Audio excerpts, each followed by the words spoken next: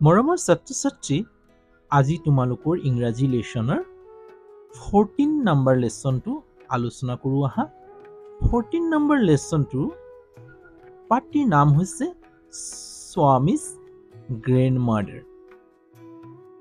Swami's এপ'ষ্ট্ৰফিছ S আছে। স্বামী স্বামী এজন মানুহৰ নাম বা এটা ল'ৰাৰ নাম ইয়াত পঢ়িলে পাবা। স্বামীজ এপ'ষ্ট্ৰফিছ আছে। এপ'ষ্ট্ৰফিছ এছটোৱে কি বুজায়? ৰ বুজায়। মন কৰিবা যে এপ'ষ্ট্ৰফিছ এছ থাকিলে তাত কি বুজায়? ৰ বুজায়।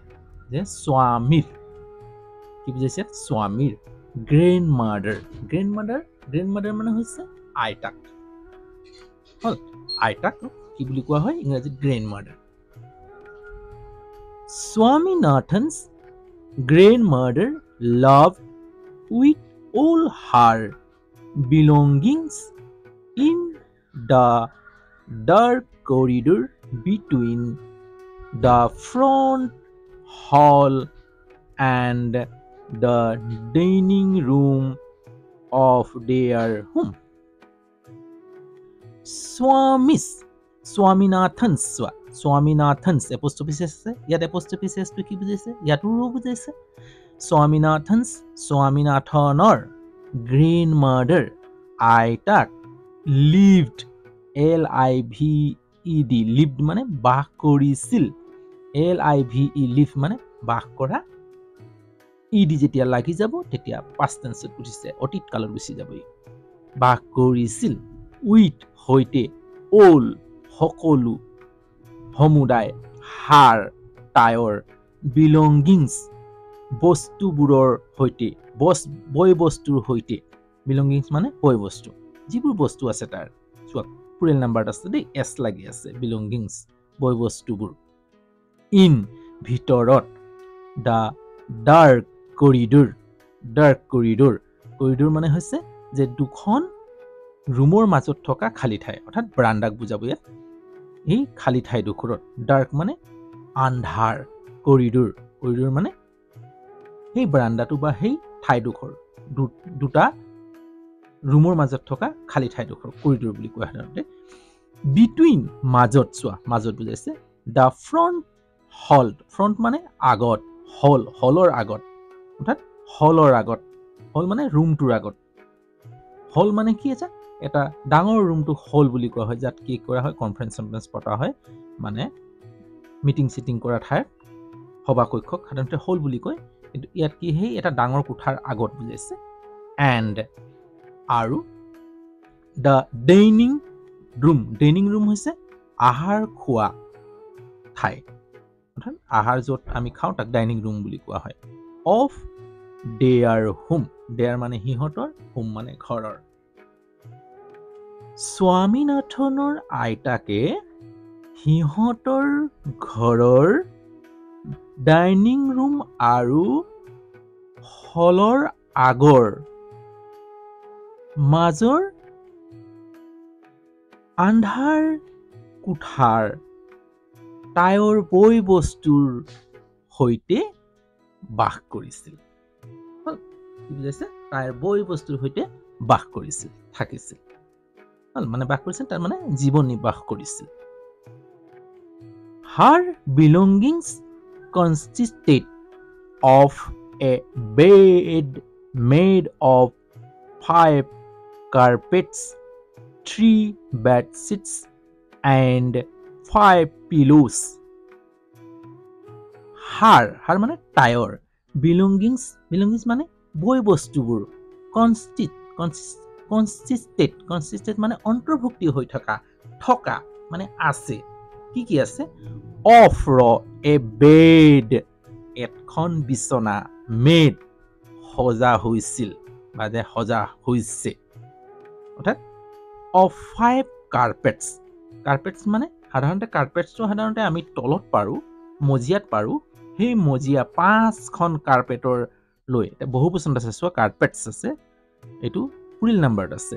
মেড, মেক MEAKE, মেক মানে সাজা, মেড মানে সাজিছিল, অৰ্থাৎ বনোৱা হ'ল, অৰ্থাৎ বনোৱা হৈছে। কিহে? 5টা কাৰ্পেটৰ দ্বাৰাই বনোৱা এখন বিচনা, 3 bed sheets থ্ৰী মানে তিনিটা, বেড মানে বিচনা, চিটছ মানে চাদৰ। বেডছিট মানে বিচনা চাদৰ কেইটা থ্ৰীটা হ'লে প্লুৰেল নাম্বাৰত আছে, চিটছ দিয়া আছে। এণ্ড আৰু ফাইভ পাঁচটা পিলোজ চোৱা প্লুৰেল নাম্বাৰত আছে, বহুবচনত আছে। পিলোজ মানে গাৰুবোৰ, পিলো মানে গাৰু, পিলোজ মানে গাৰুবোৰ। তাইৰ বয় বস্তুবোৰত অন্তৰ্ভুক্ত হৈ আছিল পাঁচটা কাৰ্পেটৰ দ্বাৰাই বনোৱা এখন বিচনা, তিনিটা বিচনা চাদৰ আৰু পাঁচটা গাৰু। তেওঁৰ বয় বস্তুৰ ভিতৰত কি আছিল? এতিয়া কি পালো আমি? তাৰ বয় বস্তু পালো এখন বিচনা, যিটো পাঁচটা কাৰ্পেটৰ দ্বাৰাই বনোৱা হৈছে। মানে কাৰ্পেটটো কি আছে? থাক লগাই এটা এটাকৈ ওপৰত এটা এটাকৈ দি পাঁচটা কাৰ্পেট তাত কি হৈছিল? অন্তৰ্ভুক্ত হৈ আছিল, অৰ্থাৎ থাক লগোৱা আছিল। তিনিটা বেডশ্বীট আছিল তাত আৰু পাঁচটা গাৰু, অৰ্থাৎ পাঁচোটা গাৰু। Swami felt safe in her room, which smelled of cardamoms, cloves, and areca nut. This was Swami's felt. Swami felt, F-E-L-T, felt মানে অনুভৱ কৰিছিল। F-E-L-L, ফিল মানে অনুভৱ কৰা, ইয়াত পাষ্ট টেন্সত আছে, অনুভৱ কৰিছিল। চেফ, চেফ মানে কি? Safe in her room, safe মানে ৰক্ষা কৰা, অৰ্থাৎ ৰক্ষা অনুভৱ কৰিছিল, মুক্ত অনুভৱ কৰিছিল। ইন হাৰ ৰুম, এটা ইনটো ইয়াত ট বুজাইছে যে হাৰ তাইৰ ৰুমত, কোঠাত। হুইচ য'ত স্মেল্ড গোন্ধাই আছিল। SMELL, স্মেল মানে গোন্ধাই থকা। স্মেলটো সাধাৰণতে নাউন হিচাপে ব্যৱহাৰ হয় দেই, কিন্তু ইয়াত ভাৰ্ব হিচাপে ব্যৱহাৰ হৈছে, ক্ৰিয়া হিচাপে। গোন্ধাই আছিল বুজাইছে। অফটো ৰ বুজাইছে।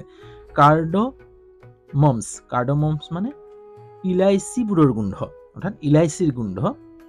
ক্লোভছ লংবোৰৰ গোন্ধ, অৰ্থাৎ লঙৰ গোন্ধ। এণ্ড আৰু আৰিকা নাটছ মানে হৈছে চুপাৰীৰ গোন্ধ। আৰিকা নাটছ মানে হৈছে চুপাৰী গোন্ধ। Swami felt safe in her room, which smelled of cardamoms, cloves, and areca nuts.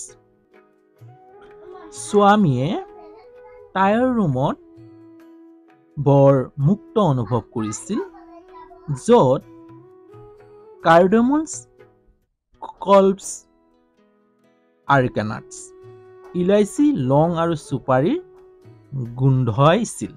য'ত অৰ্থাৎ তাইৰ ৰুমত কি গোন্ধাই আছিল? চুপাৰী, ইলাইচি আৰু লঙৰ গোন্ধাই আছিল। আজি আমি প্ৰথম পেৰাগ্ৰাফত ইয়াৰলৈকে পালো। ইয়াত কি বুজিলা, কেনে পালা কমেণ্ট কৰি জনাবা। যদি ভাল পাইছা তেতিয়াহ'লে লাইক এটা কৰিবা আৰু কমেণ্টত কেনে পাইছা জনাবলৈ নাপাহৰিবা। তোমালোকৰ ফিডবেক যদি পাই থাকোঁ, কমেণ্টসমূহ যদি পাই থাকোঁ, মই বৰ উৎসাহিত হওঁ। আজিলৈ হ'ব। যদি চেনেল নতুন তেতিয়াহ'লে চেনেলটো ছাবস্ক্ৰাইব কৰিব নাপাহৰিবা দেই। আগলৈ এই ধৰণৰ ভিডিঅ' লৈ আহিম, তাৰ আশাৰে আজিলৈ ইয়াতে ৰাখোঁ। বাই।